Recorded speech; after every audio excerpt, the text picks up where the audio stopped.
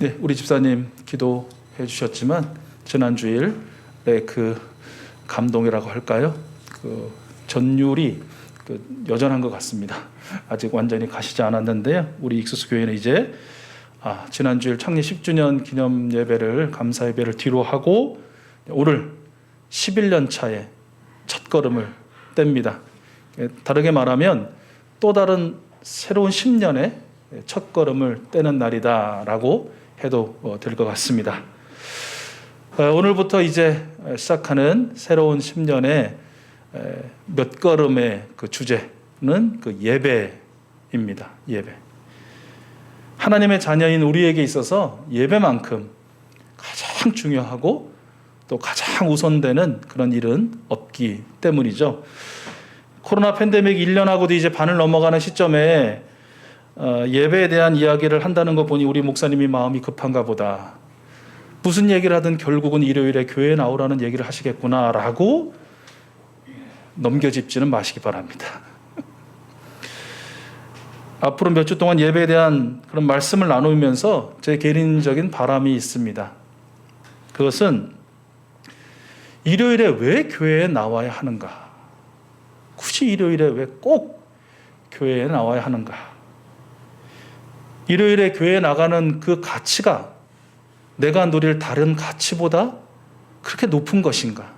중요한 것인가? 라는 궁금증이 있었던 분들은 그렇구나. 그래서였구나. 라는 깨달음의 은혜가 있기를 바랍니다. 두 번째는 교회에 나왔는데 분명히 예배에 내가 수도 없이 참석했는데 왜 내게는 기쁨이 없는가? 다른 사람들 보면 꽤나 감동이 임하는 것 같은데 왜 내게는 감동이 임하지 않는가? 왜 때로는 지루하게까지 느껴지는가? 라고 많이 힘들었던 분들에게는 예배의 기쁨과 감동과 활력의 회복의 은혜가 있기를 바랍니다. 마지막 세 번째는 매 주일마다 교회에 출석하는 일이 그렇게 기쁘고 정말 사슴이 가볍게 총총거리며 뛰는 것처럼 댁을 출발해서부터 이 교회 예배당 들어오는 때까지가 그렇게 가볍고 신나고 즐거웠던 분들, 또 예배하는 일이 늘 새롭고 늘 감격스러웠던 분들은 성삼위 하나님의 임재를 더 깊이 그리고 더 뜨겁게 경험하는 은혜가 있기를 바랍니다. 여러분 한 분 한 분의 형편이나 처지나 마음이 어떤지는 모르겠습니다만 그러나 우리 하나님 아시지요? 반드시 필요한 은혜를 선물로 여러분에게 꼭 맞게 허락해 주실 줄로 믿고 그 주님을 신뢰하면서 함께 말씀을 나누려고 합니다. 오늘은 이 첫 번째 시간이니까 예배에 대해서 좀 알아보는 시간을 좀 가지려고 합니다. 이미 알고 계시다면 재차 좀 확인하는 시간이 되었으면 좋겠고요. 뚜렷하지 못했던 분들이 계시면 좀 뚜렷하게 예배에 대한 정의를 좀 마음에 새길 수 있는 시간이 되었으면 좋겠습니다. 먼저 예배라는 용어, 성경에서 어떤 용어가 쓰였고 어떻게 쓰였는지 좀 먼저 살펴보려고 하는데요. 구약의 예배 용어는 두 가지 있는데 대표적인 예배 용어가 첫 번째가 아바드라는 그런 말입니다. 단어입니다. 봉사하다, 섬기다라는 그런 의미라고 해요. 성전에서 드리는 공식 예배에 사용되었고요. 원래는 노예나 고용된 종들의 노동을 의미하는 그런 단어였다고 합니다. 그러면 그 용어의 쓰임새가 어떤 말씀에서 쓰였는지 한번 우리 먼저 보죠. 우리 창세기 15장 13절, 레위기 25장 40절이에요. 그러니까 이 노예나 고용된 종들의 노동을 의미해서 사용된 것 확인해 보시죠. 우리 창세기 15장 13절 같이 읽어봐요. 시작. 여호와께서 아브라함에게 이르시되 너는 반드시 알라. 내 자손이 이방에서 객이 되어 그들을 섬기겠고 그들은 400년 동안 내 자손을 괴롭히리니 이게 이집트 사람을 종이 돼서 섬길 것이다 라는 이 단어가 아바드라는 단어라는 것이고요. 그 밑에 레위기 25장 40절도 읽어볼까요? 시작. 품꾼이나 동거인과 같이 함께 있게 하여 희년까지 너를 섬기게 하라. 역시 사람을 위해 섬긴다라는 의미로 사용되어졌다는 것이죠. 그런데 이 단어가 하나님을 섬기는데 사용되어질 때는 예물을 드리는 일, 제물을 드리는 일, 또 회막에서 봉사하는 것을 의미하게 되었는데요. 역시 출애굽기 3장 12절을 통해서 어떻게 쓰여졌는지 한번 확인해 보죠. 출애굽기 3장 12절 같이 읽어보겠습니다. 시작. 하나님이 이르시되 내가 반드시 너와 함께 있으리라. 내가 그 백성을 애굽에서 인도하여 낸 후에 너희가 이 산에서 하나님을 섬기리니 이것이 내가 너를 보낸 증거니라. 아멘. 하나님을 섬기는 것, 하나님을 위해서 봉사하는 것, 이것이 예배라는 단어의, 구약의 단어의 첫 번째 쓰임새라는 것이고요. 두 번째는 이 샤하라는 그런 단어입니다. 굴복한다, 엎드린다라는 그런 뜻이 있어요. 그게 뭐겠어요? 예배자가 예배의 대상이 되시는 분 앞에 최대한의 존경의 태도, 존중의 태도를 보이는 것이죠. 그것은 어떤 것인 거예요? 바짝 엎드리는 것이에요. 바짝 엎드리는 것. 주로 몸을 굽혀 경배하다라는 표현으로 등장하는데요.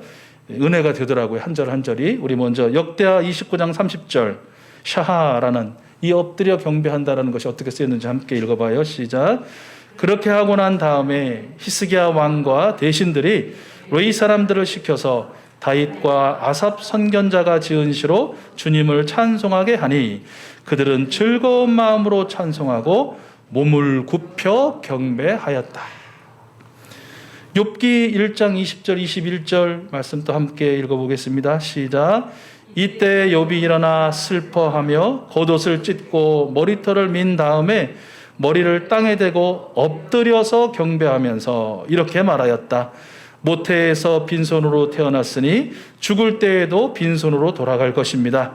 주신 분도 주님이시요 가져가신 분도 주님이시니 주님의 이름을 찬양할 뿐입니다. 아멘.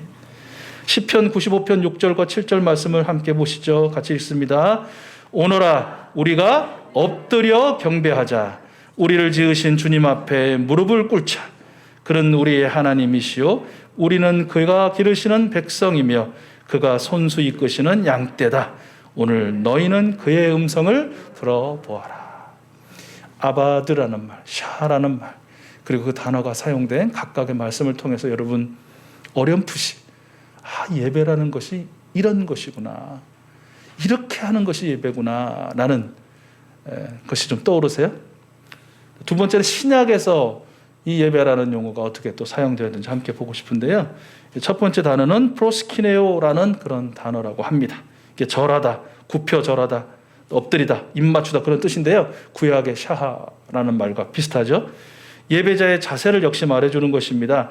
예수 그리스도를 신뢰하는 마음으로 무릎을 꿇어 경배한다는 뜻이죠. 자, 어떻게 사용되었을까요? 요한계시록 7장 11절과 12절이에요. 우리 같이 한번 읽어봐요. 시작. 모든 천사가 보좌와 장로들과 내 생물의 주위에 서 있다가 보좌 앞에 엎드려 얼굴을 대고 하나님께 경배하여 이르되 아멘. 찬송과 영광과 지혜와 감사와 존귀와 권능과 힘이 우리 하나님께 세세토록 있을지어다. 아멘 하더라. 아멘. 오늘 본문 말씀이죠. 누가복음 17장 15절에서 16절 상반절 말씀인데 우리 같이 한번 읽어봐요. 시작. 그런데 그들 가운데 한 사람은 자기의 병이 나은 것을 보고 큰 소리로 하나님께 영광을 돌리면서 되돌아와서 예수의 발 앞에 엎드려 감사를 드렸다. 이것이 바로 프로스키네오라는 단어가 사용된 말씀들이고요. 두 번째는 라트레이아라는 단어가 사용된 말씀을 볼게요.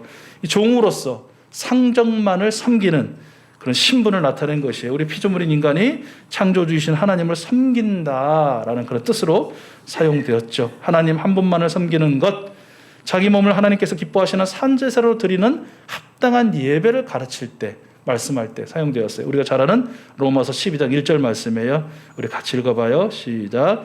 형제자매 여러분, 그러므로 나는 하나님의 자비하심을 힘입어 여러분에게 권합니다. 여러분의 몸을 하나님께서 기뻐하실 거룩한 산 제물로 드리십시오.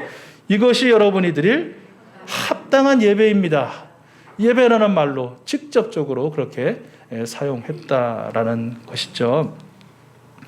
세 번째로 사용된 말은 레이투르기아라는 그런 단어예요. 이 레이투르기아라는 단어는 백성이란 말과 노동하다라는 말의 합성어를 합니다. 그러니까 이 말은 고대 그리스에서 그리스 시, 각각의 시 또는 국가 전체 이익을 위해서 실시하는 공익 사업을 뜻할 때 이 단어가 사용되어졌다고 해요. 그러다가 예배와 관련해서 우리 그리스도인들이 사용했는데 그 사용할 때의 의미는 바로 하나님께 바치는 봉사, 하나님을 위해서 하는 헌신, 그것을 의미했다는 것이에요. 고린도후서 9장 12절이에요. 우리 한번 같이 읽어봐요. 시작. 여러분이 수행하는 이 봉사의 일은 성도들의 궁핍을 채워줄 뿐만 아니라 많은 사람들로 하여금 하나님께 감사를 넘치게 드리게 할 것입니다. 라는 것이에요. 그러니까 이 단어의 쓰임새를 보면 예배를 통해서 일어나는 어떤 하나님의 임재와 은총을 체험한 예배자들이 삶에 힘을 얻는 것이죠. 원동력이 되어지는 것이에요. 예배가. 그래서 그들의 일상 속에서 새로운 모습으로 변화돼서 그 일상의 삶이 거룩한 예배로 변화가 될 것이다. 어떤 것을 통해서? 생명들을 위한 봉사를 통해서 라는 것인데요. 이 의미로서의 예배에 대한 나눔은 다음에 별도로 좀 하도록 하겠습니다. 자, 이상과 같이 구약에서 사용된 단어들, 신약에서 사용된 단어들, 이것들을 또 연구한 우리 예배 신학자들은 또 저마다의 다양한 그런 그 정의들을 내렸거든요. 예배에 대한 정의를 이 시간에는 소개할 수는 없고 그 모든 정의들을 다 종합해가지고 하나의 정의로 표현한다면 이렇게 되는데, 여러분 화면을 보시고 같이 한번 읽어보겠습니다. 예배란부터 시작. 예배란 예수 그리스도의 구속 사건에서 나타난 하나님의 사랑과 은혜에 대한 인간의 응답으로서 최상의 가치와 영광을 돌려드리는 행위이다. 다시 한번 읽어볼게요. 예배란 시작. 예배란 예수 그리스도의 구속 사건에서 나타난 하나님의 사랑과 은혜에 대한 인간의 응답으로서 최상의 가치와 영광을 돌려드리는 행위이다. 조금 어렵게 느껴지시는 분들, 굉장히 생소한데? 라고 생각되는 분도 있지만, 그렇지, 예배란 저런 것이지 라고 자연스럽게 이해되고 받아들여지는 분도 아마 계실 것입니다. 예수 그리스도의 구속사건, 즉 십자가와 부활이죠. 예수 그리스도를 통한 하나님의 그 사랑, 은혜, 또 그것에 대한 인간의 응답, 최상의 가치와 영광을 올려드리는 행위, 잘 이해가 되든 아직은 잘 이해가 안 되든 그 간격은 차차 또는 극적으로 좁혀질 것이라고 기대를 하고요. 이것을 조금 더 쉽게 이해할 수 있는 것이 바로 저와 여러분이 함께 봉독한 오늘 본문 말씀이에요. 잘 아시죠? 오늘 말씀에 등장하는 한 사람, 어디 출신이라고요? 사마리아 출신. 유대인들이 그렇게 미워하고 싫어하고 저주하고 했던 그 이방인이었죠. 그 사람은 어떤 병에 걸렸습니까? 나병 환자예요. 나병이 어떤 병이죠? 네, 살이 문드러지고 썩어 사라져버리는, 녹아져 내려버리는 아주 비참한 그런 병이 나병이죠. 악성 피부병 중에 악성 피부병이죠. 사람들은 그 나병 환자들을 어떻게 취급했나요? 무조건 죄인이에요. 뭔가 잘못한 게 있으니까 하나님께 저주를 받아서 저렇게 몹쓸 병에 걸리지 제대로 살았어봐라. 그런 병이 왜 걸리냐? 이런 해석에 의하면 오늘 우리는 다 대부분 다 하나님의 저주를, 안 아픈 사람이 없으니까. 아무튼 그 당시에는 모든 병은 하나님의 저주 때문에 생긴다라고 그렇게 다들 통용하고 이해했던 시절이니까요. 그래서 이 병에 걸린 사람들은 가족들과 함께 살 수 있었나요? 아니죠. 가족과 함께 살 수 없었습니다. 이 사회 공동체와 함께 할 수 있었나요? 아니죠. 그들은 그들로부터 돌에 맞는 형편에 있었기 때문에 다들 그 거주지와 멀리 떨어진 들판으로, 광야로 쫓겨나서 살 수밖에 없었던 그런 존재였다는 것이죠. 아무런 소망이라는 게 무엇이 있습니까? 여러분 소망 있으십니까? 나는 아무 소망도 없다 하시는 분 계세요? 아무리 없다 하더라도 한 가지 이상의 소망은 다 있어요. 그 중에서 최고의 소망은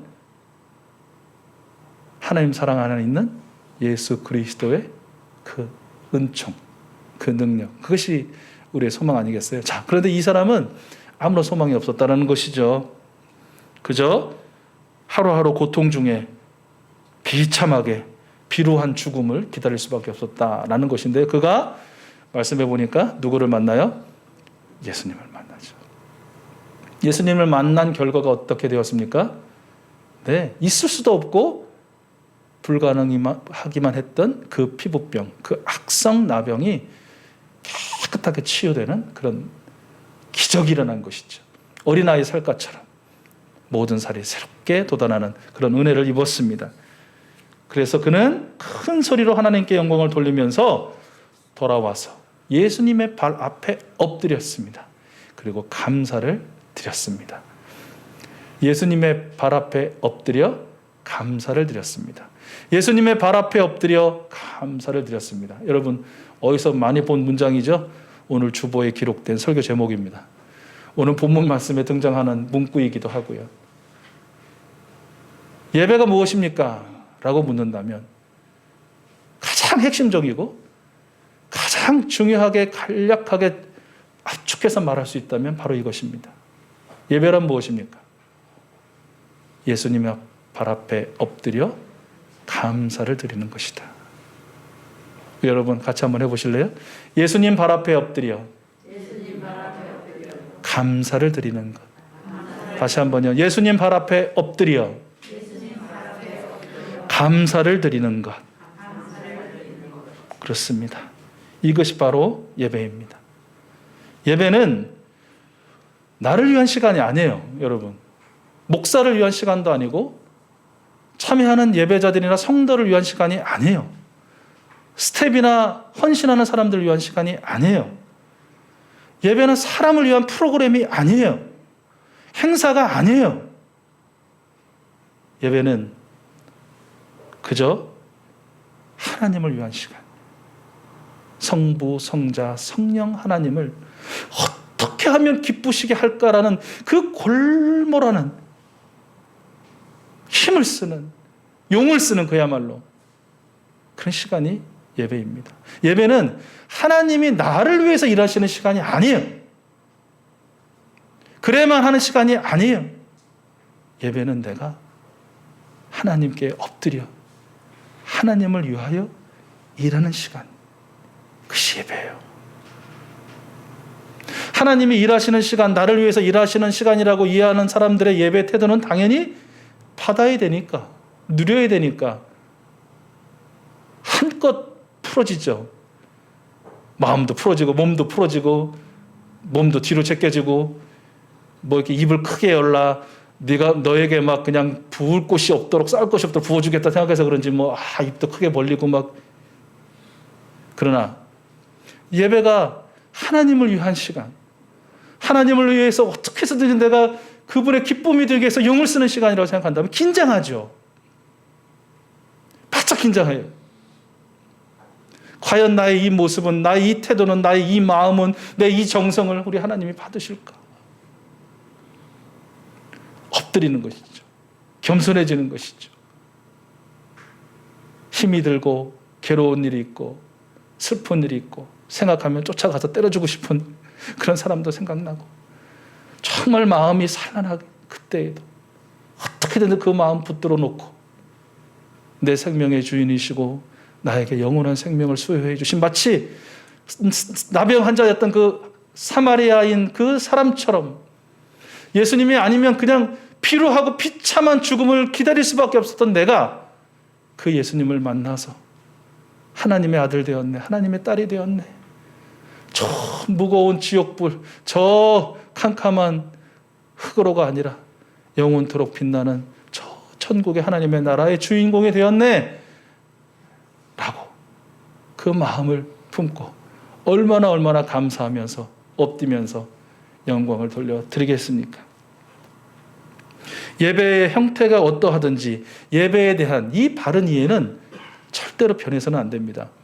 전통을 강조하는 예전적 예배이든 찬양이 강조되든 또 춤이 강조되는 그런 찬양 예배든 아니면 드라마가 들어가고 이야기가 들어가고 어떤 영상이 들어가는 구도자 중심의 예배이든 예배가 어떤 이름을 가지고 어떤 형태를 가지든지 간에 예배는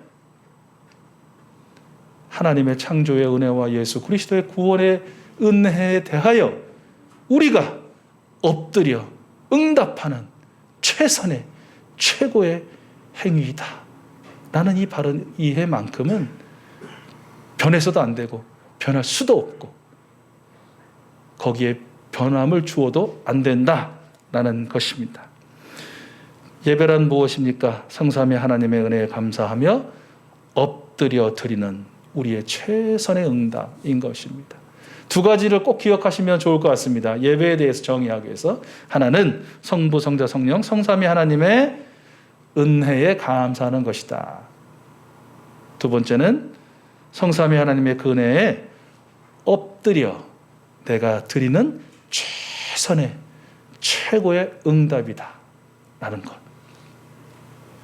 우리 익수수 가족들의 예배가 바로 이런 예배가 되었으면 좋겠습니다. 바로 지금 예배하는 여러분 곁을 찾아와서 그 숨을 여전히 불어넣어주고 계시는 창조주 하나님, 죄로 인해 썩어 문드러져 죽을 수밖에 없었던 나를 살려주신 예수님, 나의 보호자여 위로자여 인도자가 되어주는 성령님 앞에 바짝 엎드려 힘을 다해 정성 다해 찬양하고 기도하고 말씀 듣고 아멘으로 화답하고 봉헌하고 성찬에 참여하고 서로를 축복하는, 마음껏 힘껏 축복하는 그런 참된 예배자, 바로 여러분들이 되실 수 있기를 간절히 소원합니다. 성삼위 하나님은 우리가 예배하는 이 자리에 함께 계십니다.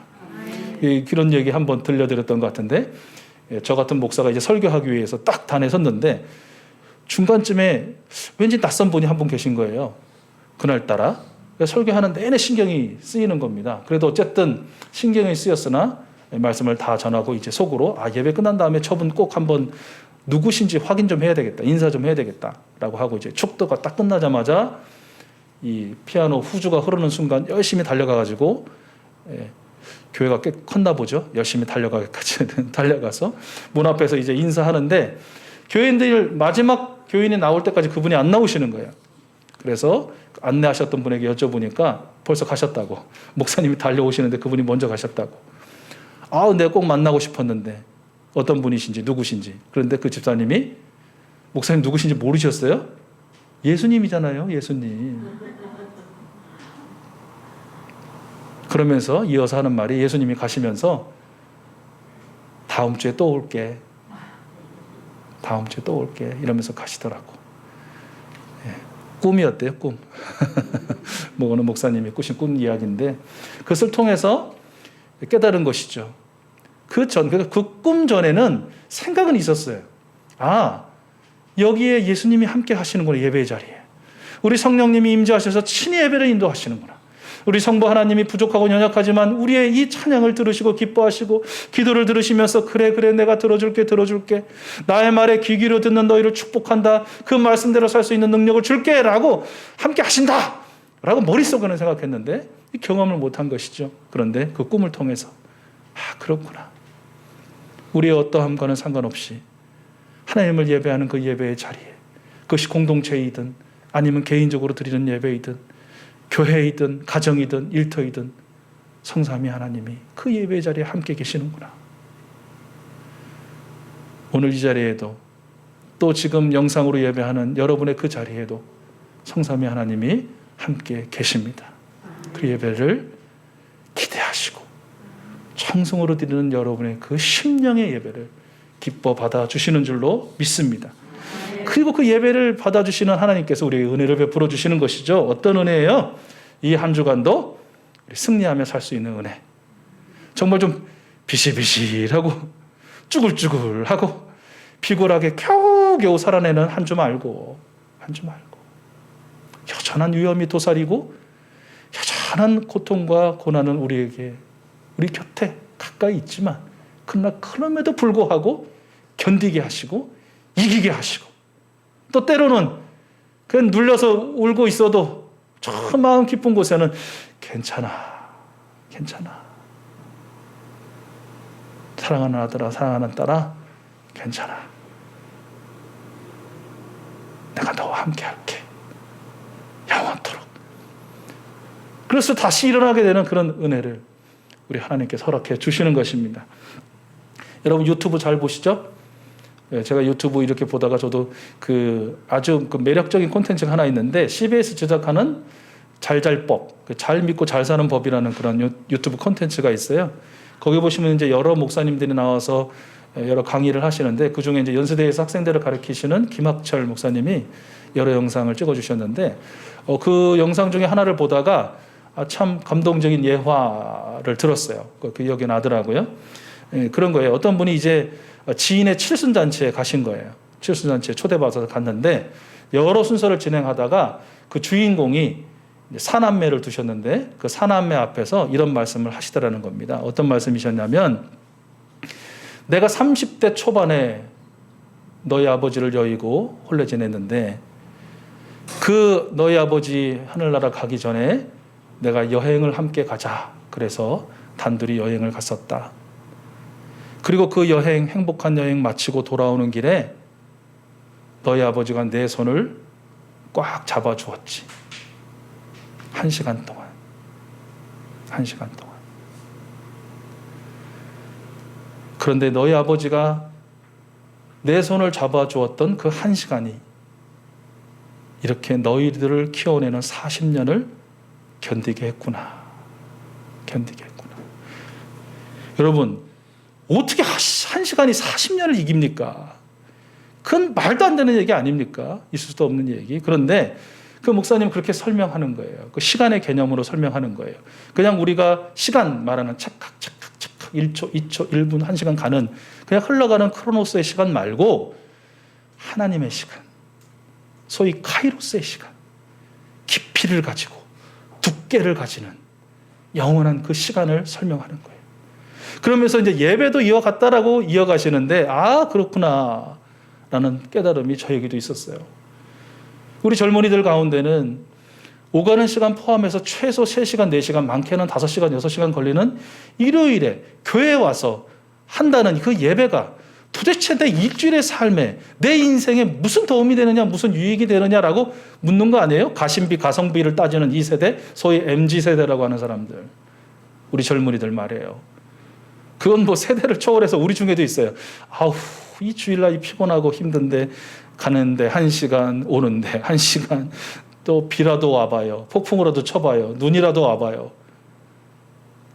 근데 여러분, 이 목사님의 해석처럼, 이 비유처럼 우리의 예배를 기뻐 받으시고 즐거워하시는 그 성삼위 하나님, 바로 지금 여기 내 곁에, 우리 곁에 계신 그 성삼위 하나님이 참되게 예배하는 여러분의 손을 꼭 잡아주시는 것입니다. 꼭 잡아주시는 것입니다. 예배하는 이 1시간, 여러분 경험하는 그 성삼위 하나님의 그 은혜 때문에, 성삼위 하나님의 그 축복 때문에 우리는 오늘 1시간도 넉넉히 이기고도 남을 귀한 하나님의 자녀로 살게 될 줄로 믿습니다. 오늘 말씀을 정리해 볼까요? 여러분, 화면을 보시면 질문 3가지가 나오는데 여러분 한번 마음으로 대답해 보세요.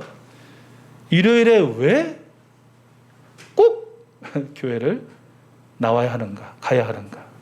여러분의 대답은 무엇입니까? 2번째, 예배란 무엇입니까? 우리가 예배하기 위해서 교회에 출석하고 함께 하는데, 공동체 생활을 하는데 예배란 무엇입니까? 예수님 발 앞에 엎드려 감사를 드리는 것이다. 잘하셨습니다. 가장 핵심적인 것입니다. 조금 더 설명을 더한다면 하나님의 창조의 은혜와 예수 그리스도의 구원의 은혜에 감사하며 드리는 최고 최선의 응답이다 라는 것. 마지막 3번째, 예배자에게 주시는 축복은 무엇입니까? 이게 곤란합니다. 이 축복을 먼저 생각하고 예배드리는 사람에게는 이 축복이 없어요. 그러나 참되게 예배하는 자에게 반드시 이런 축복을 하나님 허락해 주시는데, 한 주간 내내 오늘 이 시간 붙잡으셨던 그 손 놓지 않으시고 여러분의 그 힘겨운 걸음마다, 때로는 행복하고 즐거운 걸음마다 동행해 주시는 주님의 은총이, 축복이 여러분의 것, 우리의 것인 줄로 믿습니다. 참된 예배자된 여러분들을 진심으로 축복하고요. 이 한 주간은 지나시면서 나는 왜 교회 나가지? 나는 왜 신앙생활 하지? 그리고 예배는 뭐지? 나는 참된 예배자인가? 이러한 여러 가지 질문들에 스스로 좀 답해 보시면서 또 회개할 것 회개하고 고칠 것 고치고 더 깊이 있고 풍성해져야 될 것들은 더 좀 깊이 묵상할 다음 주에 또 다른 예배 이야기로 함께 만나는 저희들이 되었으면 좋겠습니다.